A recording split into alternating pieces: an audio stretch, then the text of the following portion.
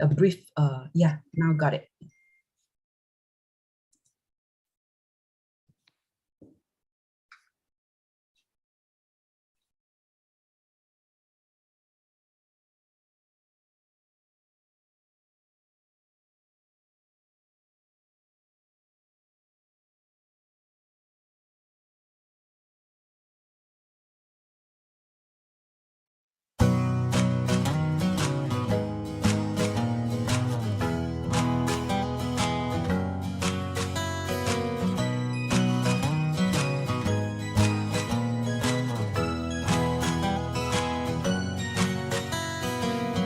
My side, I look for happiness, but it's not something I can chase. By my side, I look for happiness, a friendly, happy, smiling face. Left, right, round and round my house I look, warmth and love in blooms I see. Outside the sun is shining happily for my friends and family. Now I've learned if desires, hopes and wants are few, happiness will come to you. Mother Earth should give so much to share, if we show her love we care. And if we can all be like family, happiness will shine everywhere.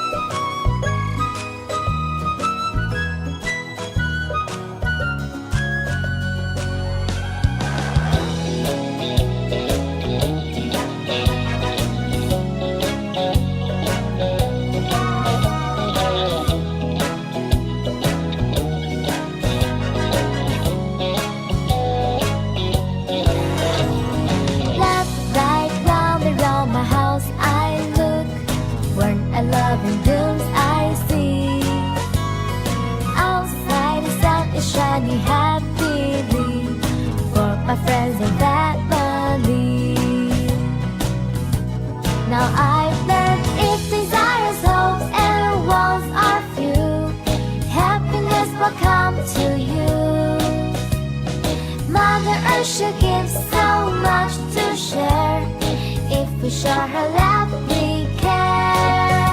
And if we can all be like family, happiness will shine everywhere. Now I've learned if desires, hopes and wants are few, happiness will come to you.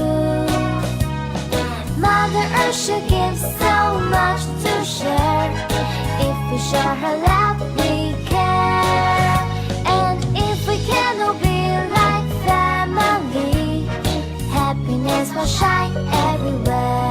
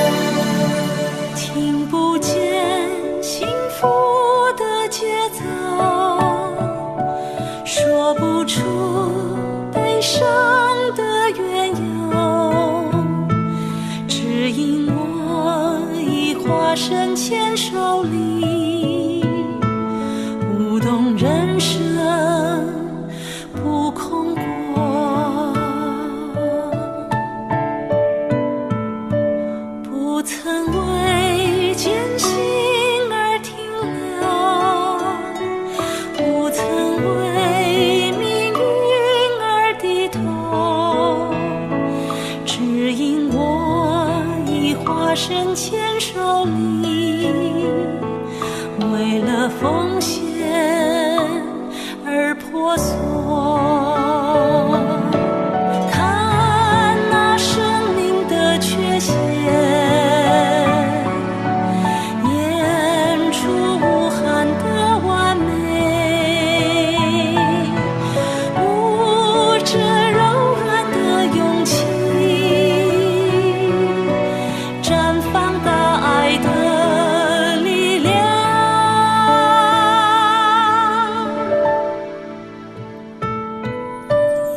一手一手白手牵手，化解生命的悲苦。因为神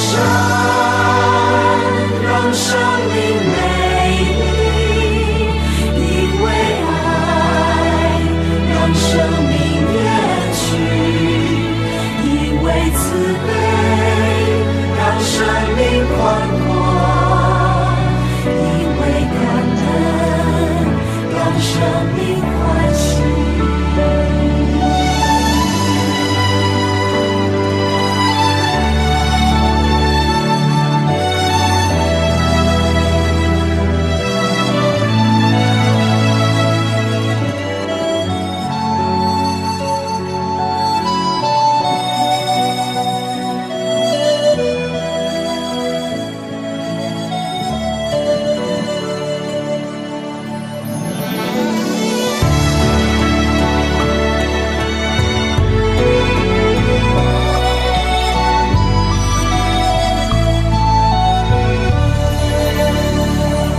不曾为艰辛而停留，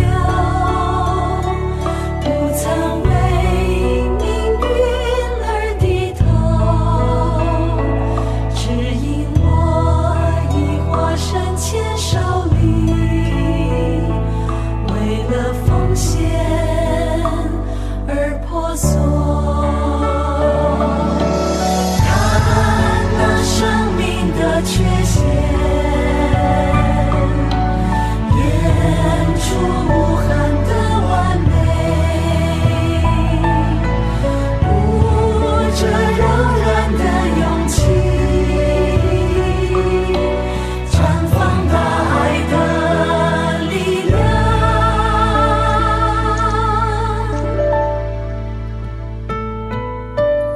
一手一手白手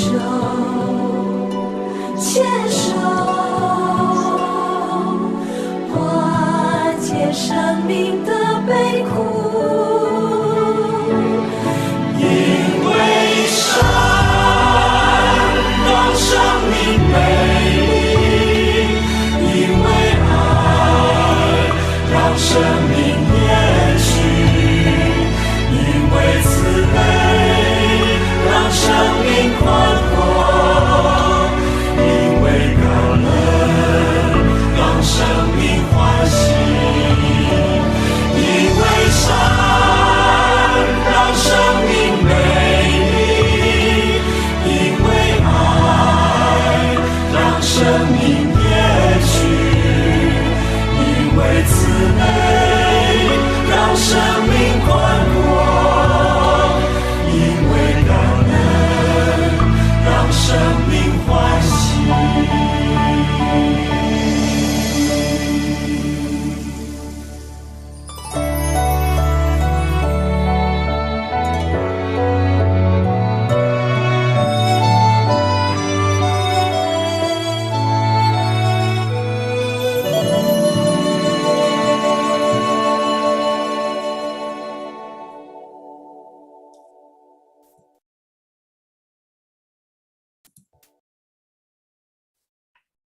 Welcome, everyone. Welcome to our tonight's 10 sessions of our Blossom of Wisdom. Sharing sessions of this is to promote good reading habits and create awareness among our family and friends that Jing Si bookshop carries such a lot of wonderful books. I find that, I don't know, for me, a good book is highly enjoyable if you have something you learn, you know, it's something beyond our daily horizon. You can pick up bits and pieces as we go along.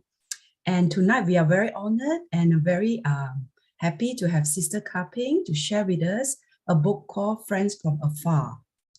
This book strives to convey master broad view, which remain unaffected, you know, even despite changing of time. This book was first published in year 2000.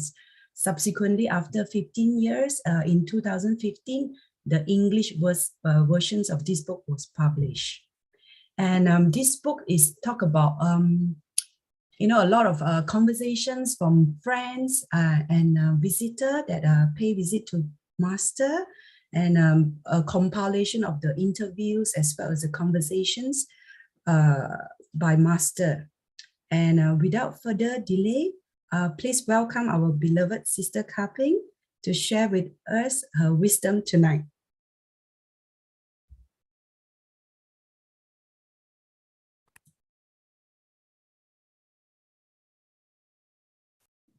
Thank you, Sister Sherilyn, and good evening, brothers and sisters.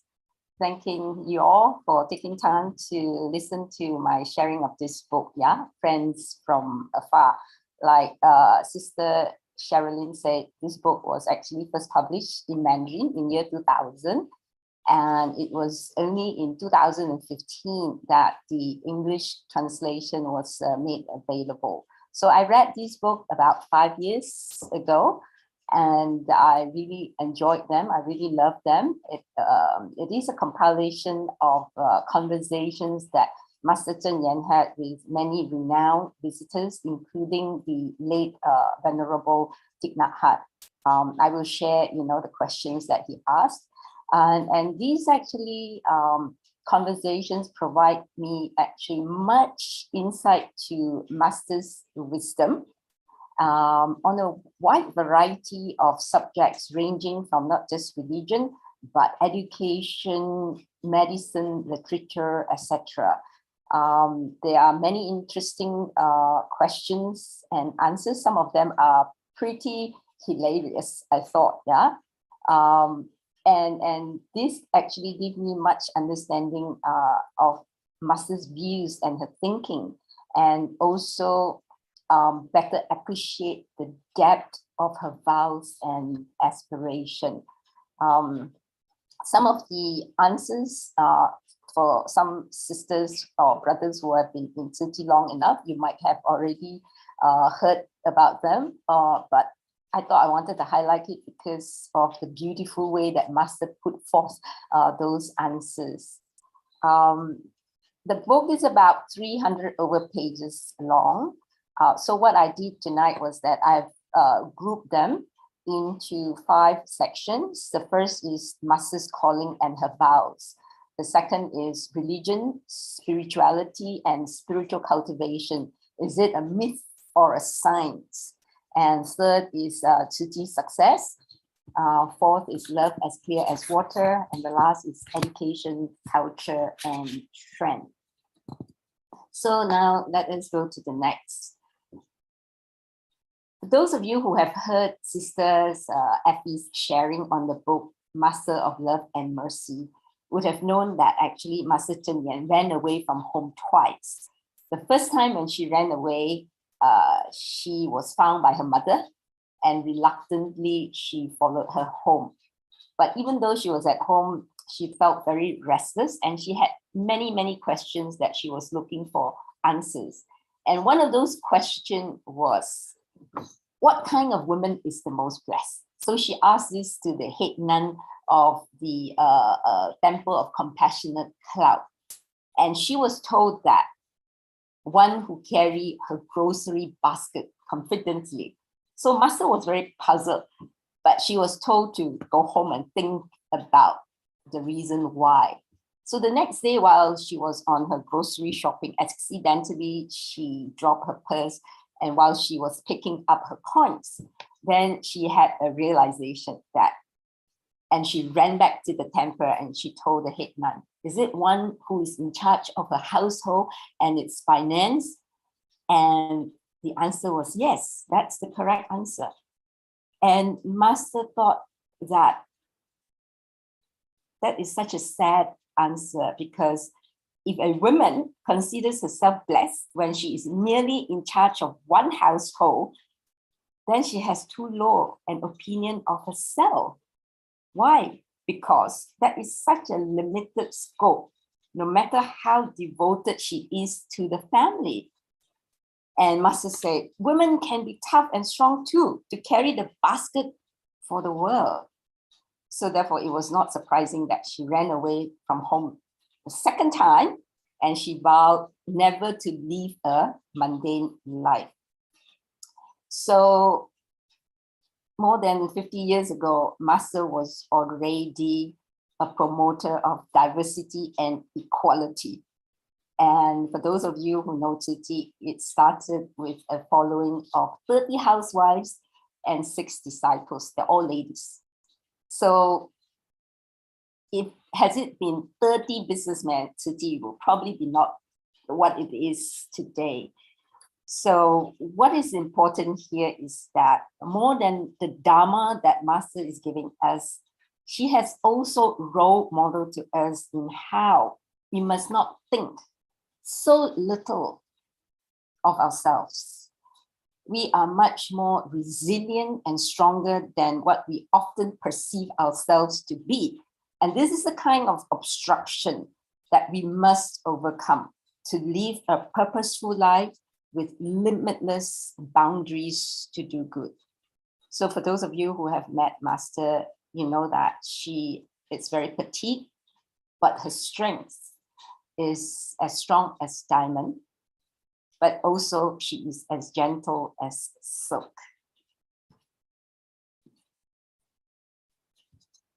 And Master often tells us that we must make vows and form great aspirations. So I don't know whether you have wondered when actually Master made her first vow, at least this life. During the prayer service, when her dad passed away, she took to heart Emperor Liang's repentance prayers, which she thought it was so beautiful. And there and then, she vowed that someday, when I become a Buddhist nun, I will make the teachings of the Buddha applicable to people's daily lives and make the teaching universally available. And when she was ordained, it was not surprising that she vowed to live a life of Buddhism and for sentient beings. And during one of the conversation with the journalist, when she was asked why she set up Tzu Chi, she again reaffirmed her vow that I wanted to make the Buddha's teachings applicable to the present world. Also, I wanted to manifest the state described in the Lotus Sutra in society to make it into a world of bodhisattvas. So this really shows how entrenched Master was in studying the Buddha's teachings, even at a very young age. And it shows the depth of her vow to teach and spread the teachings. And in looking back over the last 5 decades, Master actually has been really steadfast in putting her vow into action, and she has never deviated from her very tall mission to purify hearts, bring harmony to society, and to rid the world of disasters. And it is as a result of her determination, we have today a Tzu Chi world where great love never stops radiating. So the key takeaway here is that what Master has role modeled to us is that vows continuously reaffirm, adds depth and strength to our actions to not deviate from the path of goodness. Next, it's on the religion, spirituality, and spiritual cultivation. Is it a myth or a science? There was a remark by one of the visitors that she asked, is religion disputes responsible for imbalances in society? And Master said, these disputes are not about religions, but they are labeled as such. Why is that so? Because true religion educates humanity. It elevates people's spiritual lives. So true religion unites the strength of kind-hearted people to help the needy. And that is precisely what Siti has been doing, Master has been doing. That is to teach the rich to help the poor and helping the poor to realize their riches within. And the key takeaway here is that anything that deviates from great love is not true religion. So we really have got to use our wisdom to differentiate that. And there was this journalist who remarked that religion is full of mystery. And Master immediately said, no, religion should not be mysterious, because if it is, it will cause people to feel very uneasy. They will be afraid, and that is how they get lost in their way. Religion is supposed to provide answers, and Buddhist practitioners are supposed to assuage people's doubts and not cause confusion and to misguide them. And to Master, she said, Buddha is not a god, but a living sage. And Buddha Dharma is scientific and its theories are systematic. It is a complete education encompassing truth, goodness, and beauty. And that is very true, because all these years, Master has been telling us not to be superstitious. Rather than just idolizing, it is better that we emulate Buddha's loving kindness, compassion, and wisdom with reverence. And rather than blind acceptances of anything that people tell us, we must contemplate and experience to realize those teachings. Only then the Dharma is ours to keep.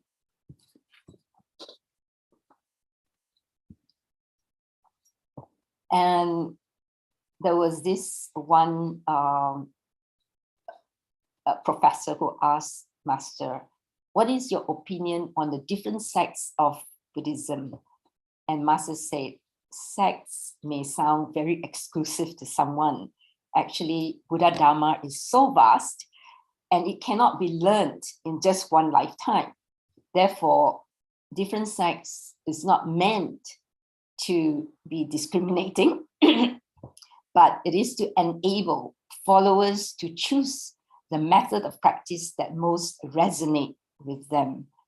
So sects, different sects, it's well and good, but what is most unfortunate is that sometimes people go astray in their spiritual practice because they become too attached to the views and therefore they lost their way. So this is nothing to do with different sects of Buddha's teachings. So it is us again, how do we practice and we being too attached to just certain words and we misinterpret them. So this really teaches not to be too attached, yeah? And the next question was, is vegetarianism related to the idea of cause and effect? Master was quick to say that vegetarianism is a way to good health. And in Buddhism, it is a fundamental practice of kindness and compassion. Master said humans are the most intelligent of all beings.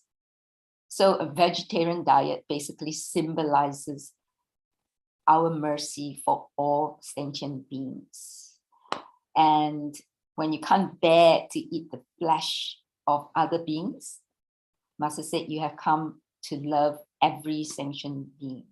So vegetarianism is actually a way toward developing not only a healthy body, but also a healthy and compassionate mind. So the takeaway here is whatever religions or sects of Buddhism that we choose, we must never deviate from doing all good and avoiding all evils.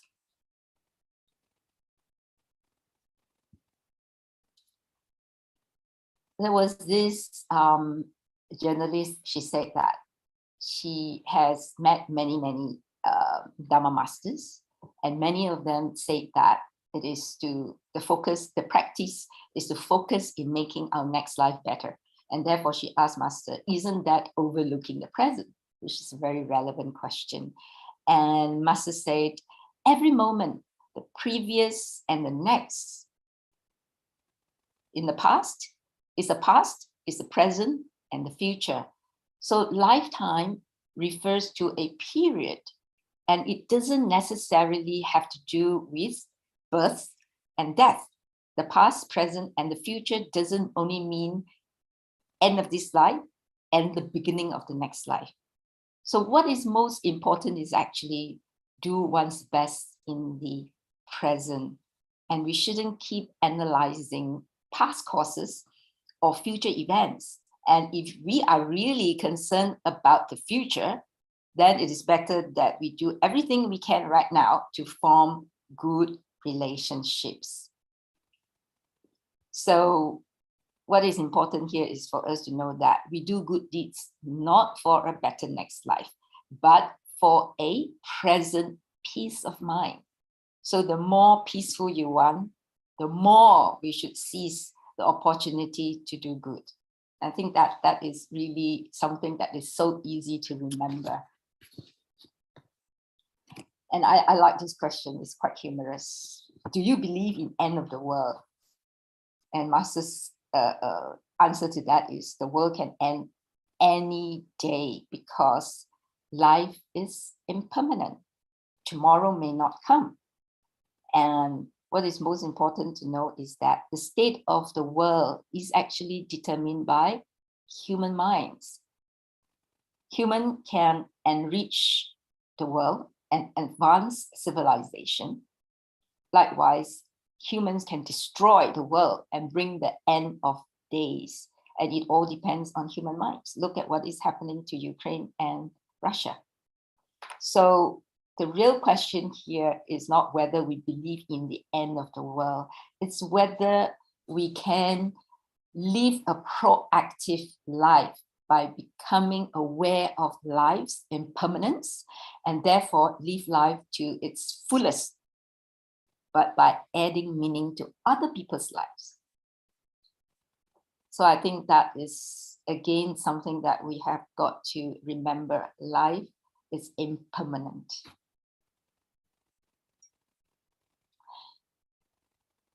This next question was asked by, I think, a professor. How do we make sure our prayers are heard and reach the heaven? And Master said, praying is actually a way of returning to and reflecting on our own inner nature. In the Buddhist Sutra, of course, we know that often it was said that when one encounters difficulties, you can pray sincerely for the blessings and protection of the three jewels, which is the Buddha, Dhamma, and the Sangha. And Master said, before praying, reflect on your own state of mind and ask yourself, did I do anything against my own conscience? And when praying to the Buddha, we must constantly repent our own mistakes and have resolve to correct them. So very often, Master said, you know, all of us are pretty indolent, right? We can repent, but we make very little effort to change.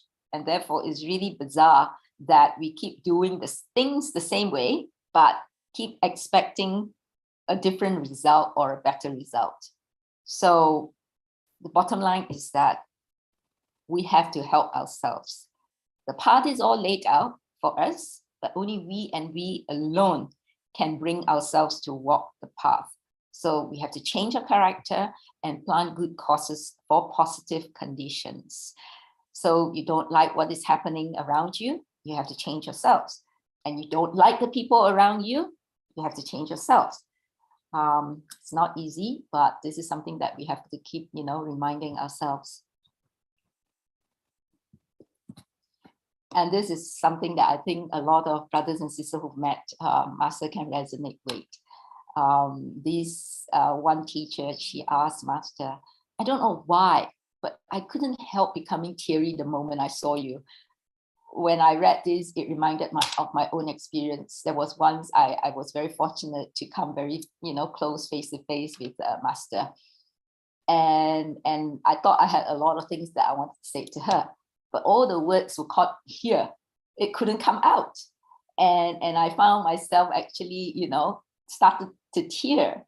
And when Master looked at me and she kind of like understood, and she gave me a little tap and say, 我祝福你 means that I bless you. And when she said that, it's like, oh, the tap was open and I just started crying, right?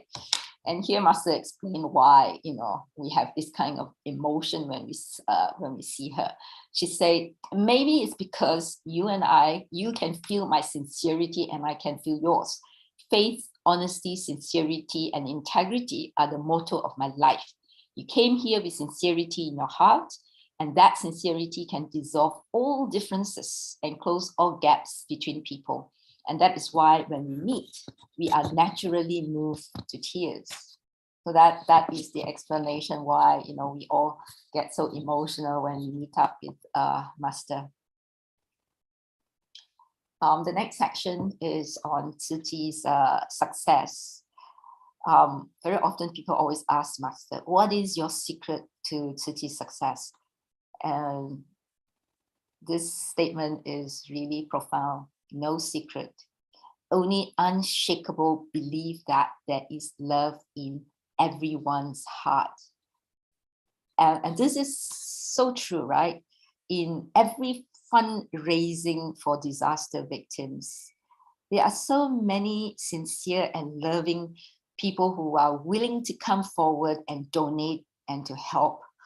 And it is this fundamental belief that has enabled Tzu Chi to grow to what it is today, from 30 housewives to now over 10 million Tzu Chi volunteers, donors, and members in 66 countries, and have aided 127 countries. So it is all because of this one unshakable belief that there is love in everyone's heart.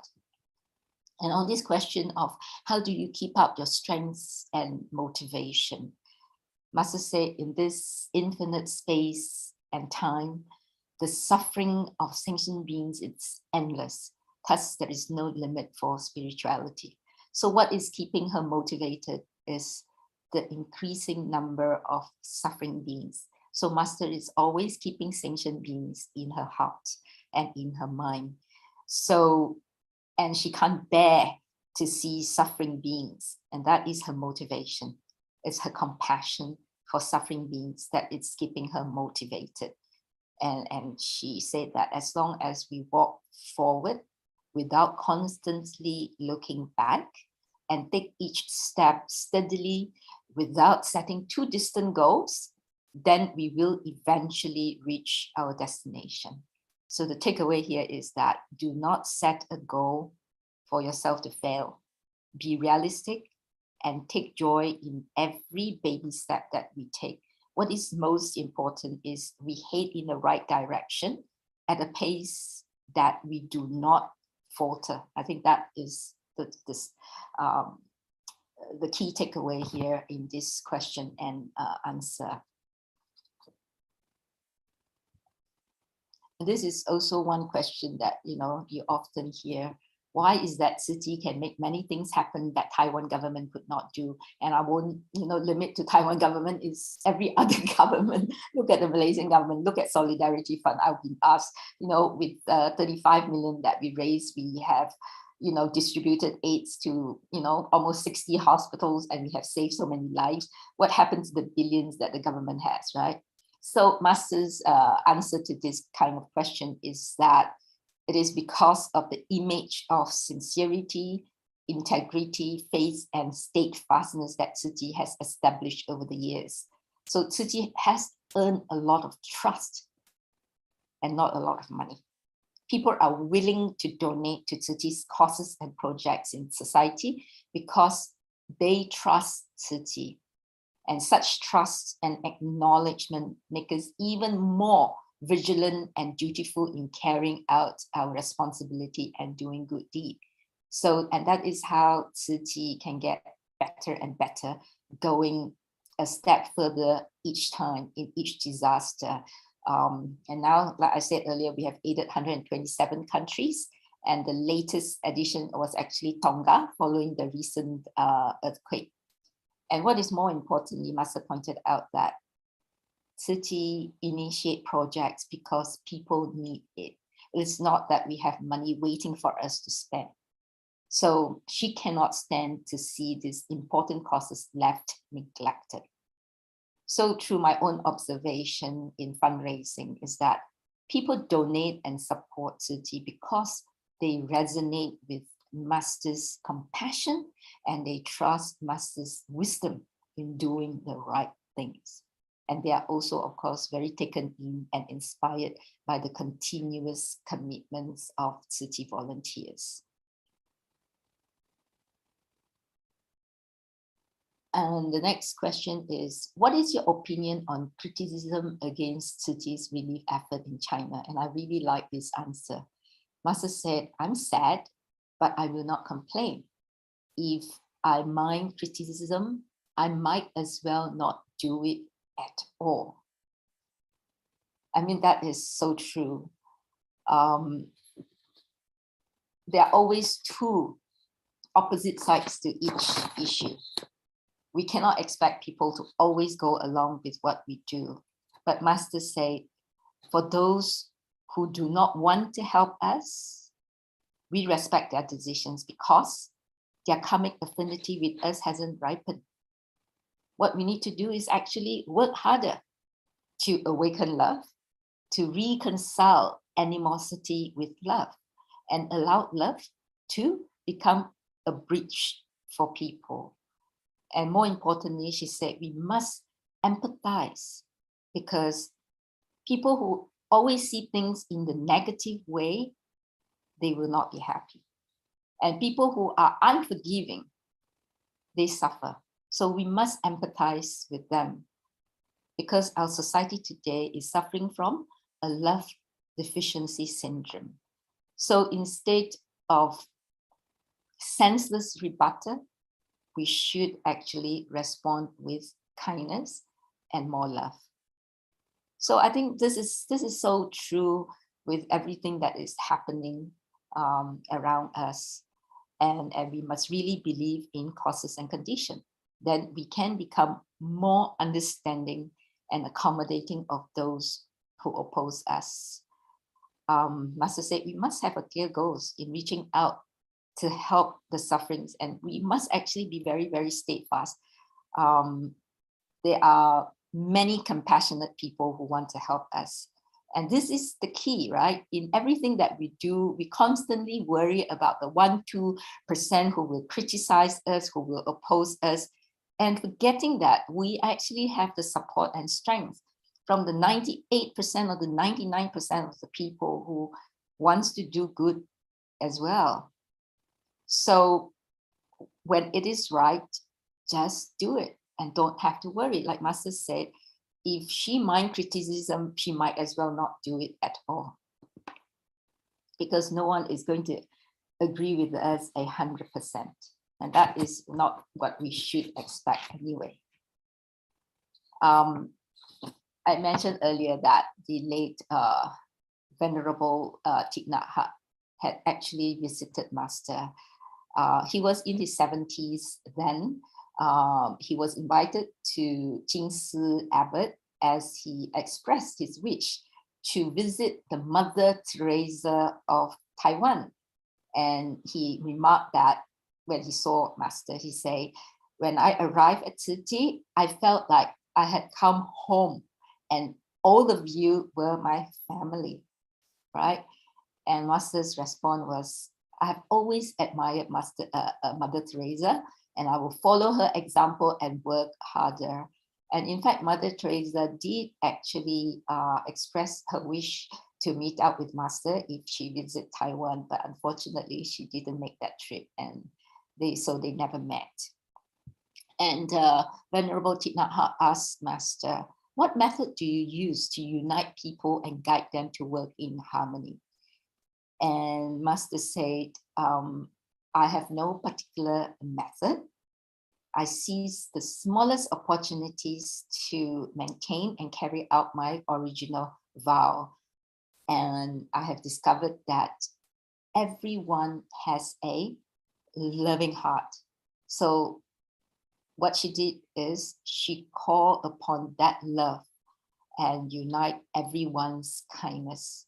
And she encourages everyone to manage themselves. She gives us 10 precepts, right? And to take care of our minds. So, and she re-emphasized that everything that was accomplished is because of karmic causes and conditions. So to the next question, what do you do when you encounter obstacles? Master simply put it as, first, our foundation is love. Secondly, our guiding principle is patience. And thirdly, we cater to the needs of those people who are in need wherever they may be.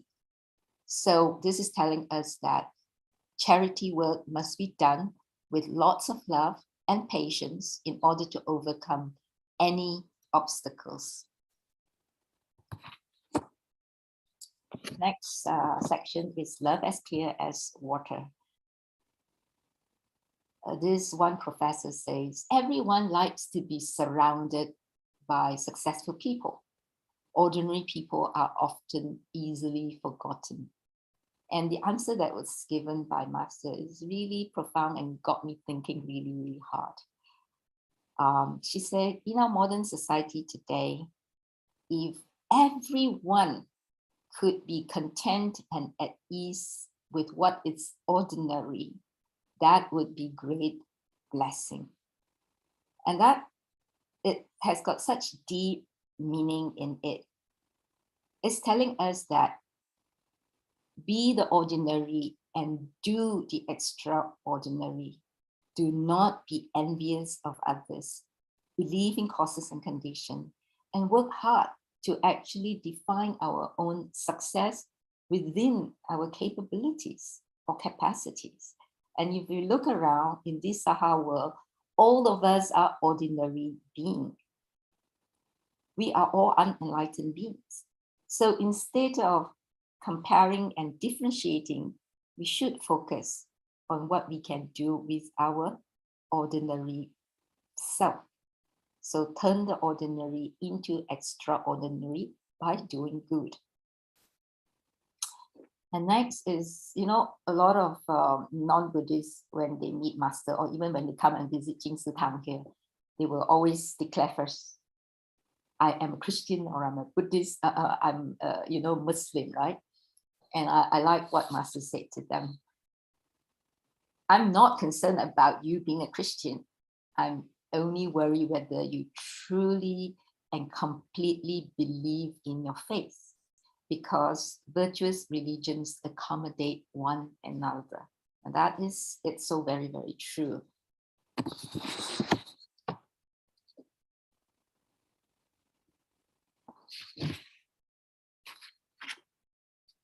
There was this, I think it's, I can't remember whether it's a professor or a journalist who made this statement that the private hospitals in Taiwan were mostly funded by the Christians.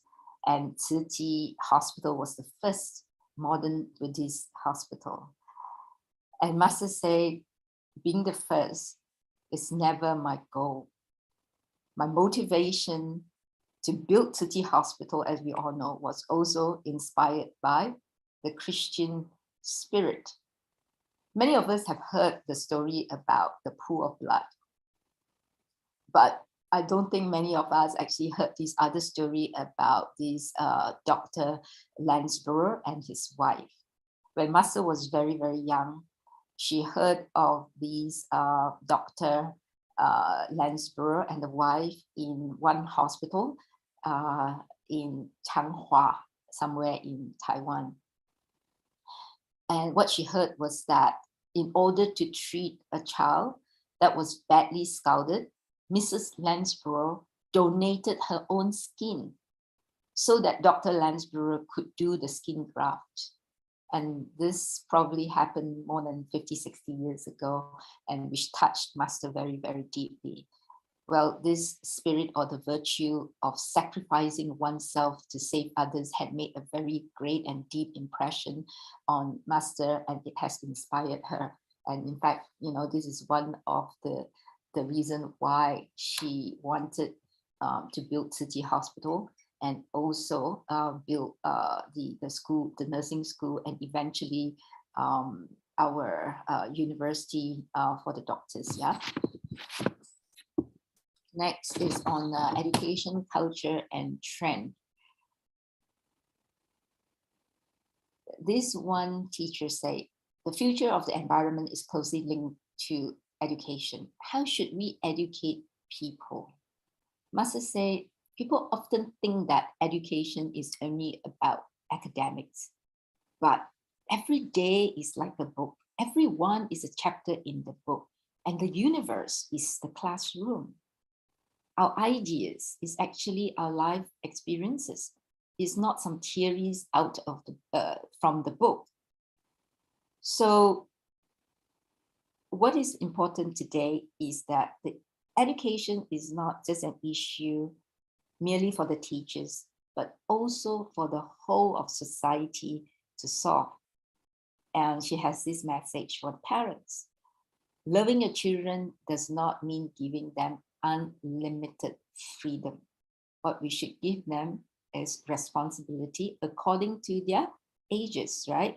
In kindergarten, we know that we always teach them, listen to your teachers. When they go to primary school, we teach them to respect their teachers. When they're in secondary schools, we teach them to follow rules. And by the time they go to college or university, we say focus on your study so that you can bear responsibilities in the future for society. And Master always say that for the teachers, treat your students like your own by sincerely loving and caring for them. And so this is what education is all about. We learn every day, and everywhere is a classroom for us. And Master always say, everyone is a sutra. Everyone is for us to learn. There's no ending to learning.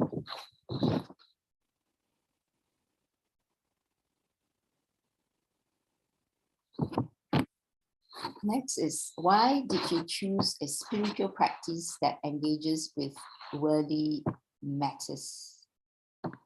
And Master said, because I pay attention to myself and the people around. What does she really mean by that? People cannot be isolated from society.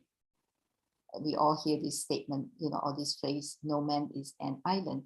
So even spiritual practitioners, they must make contact with people in society to really understand society's problems and the society's social structure. A society is a group comprising of many, many individuals. So if people's mind can gravitate towards kindness, then they can build a happy homes. They have stable family relationships, and there will be a harmonious society. Conversely, improper thoughts lead to troubled relationships and families and a chaotic society. So therefore, in order for a society to be stable, Master said we must start with the individuals that compose of the society. And that is the reason why she said, I pay attention to myself and I pay attention to the people around me, because this is the only way to help people to recover their inert, pure and benevolent nature. So there is a lot of sacrifice on her part. Yeah. I like this question. What should the future world culture be? is it Eastern philosophies, since both Western philosophies and communism have collapsed? And Master said, don't get too attached to terms and labels, because true culture exists deep in our mind. From ancient time to now, the most beautiful culture came from the mind. The culture should be an expression of love from mankind. The culture that is really worthy of perpetuation is one of pure and simple, great love. Great love is really like a pure stream of water. People cannot live without love, just like fish cannot live outside of water. So the most beautiful culture is the culture that comes from deep in our mind. That is the awakened great love. Next, the last question. How do ordinary people know if their actions are correct? Like Master always say, right? If it is right, just do it. But how do I know that it is right? Master said, religion guides us to find our life purpose. So the two questions that we often have to ask ourselves is, are we at ease, or do we have regrets in everything that we do? Did we harm, or we bring good to others? So these are the two questions that we ask ourselves. Are we right or are we wrong? So what we have got to do is to reflect on our every action. And Master often say, put others' interests before yours. We are constantly deluded by the me, the I, and the mind. So we really have to get away from that mindset and think of other people before we do anything. Yeah. So I think that's it. I hope that, you all will pick up this book and read it. And I hope that you will enjoy the book as much as I do. Yeah. So back to you, Sister Sherilyn. Thank you so much, everyone, for coming to listen to my sharing this evening. Thank you, Sister Peng. With utmost gratitude, 感恩. I truly enjoy every bit of your sharings. I find it so beneficial, and in fact, I take notes down some of your pointer. I think it's good that we all gather tonight and absorb as much as we can from Sister Peng, her wisdom, and also Master hope that all of us can come together, diligently cultivate both blessing and wisdom to make our life happier and fuller. And I do hope tonight's sharing is beneficial to you and can enhance your wisdom in one way or another. Please take note, this sharing is actually recorded in YouTube. If you find that beneficial to you or your friends, please share out with them. And I sincerely hope all of you can join us in 2 weeks' time for our next sessions. Next one we have in Mandarin's sharing will be by this Sister Lian Li. She in fact is our Jingsi bookshop volunteer. She's going to bring us a book called 解惑. It's also about Q&A for Master, very fantastic book, and I can't wait to listen to her sharing in 2 weeks' time. So for those who would like to stay on for Q&A, you are most welcome, because Sister Peng is willing to answer any question you can put on the floor. So I will stop recording right now, and we can continue